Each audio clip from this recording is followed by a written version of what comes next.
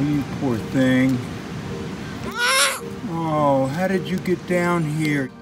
We have a jungle lodge in Costa Rica, and we were getting ready to have breakfast that morning. We had some guests, and the woman came to Lori. She was talking about how wonderful walk they had on the beach and all the wildlife that was here. They saw iguanas and sloth. And I was like, whoa, whoa, whoa, you saw a sloth on the beach? Now that's unusual. We need to go see what the situation is. I grabbed a towel, took off barefoot down the beach, and ran in the direction that they had said. And at that point, I came over to it.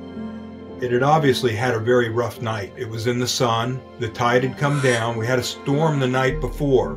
There's a creek that flows out of the jungle close to there, and perhaps a branch broke. The baby sloth went into the creek and washed out into the ocean. Oh, you precious thing. Where's your mommy? Where's your mommy at? Is she here somewhere? It was clinging onto a rock and very long, sharp claws. It had sand in its mouth, salt water. It was still wet, and it just sounded so pitiful, and so I spoke to it. Oh, you're so beautiful.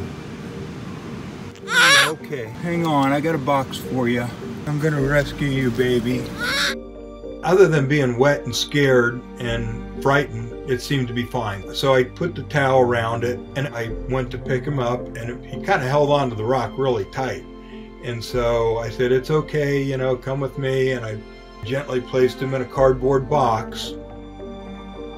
We walked him back to the jungle lodge, and with fresh water, got the sand and the salt water out of his eyes, made some calls to a local rescue center, and they said, sure, you know, bring him on down. We decided to name the baby Guanabana.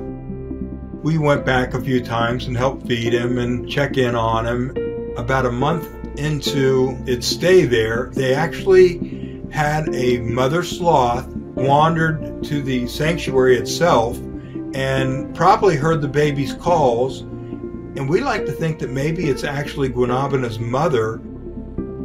When we got the call that they wanted to release the baby out of the cage, we were there, put Guanabana on the tree, and it crawled up to the mother, and they both kind of touched noses and sniffed each other, and almost like magic, they accepted each other. Yeah. Almost like they knew each other. And so together they climbed up the tree with the baby holding on to the mother, and, you know, kind of gave us one last look and slowly walked off into the sunset. Very slowly. Very slowly.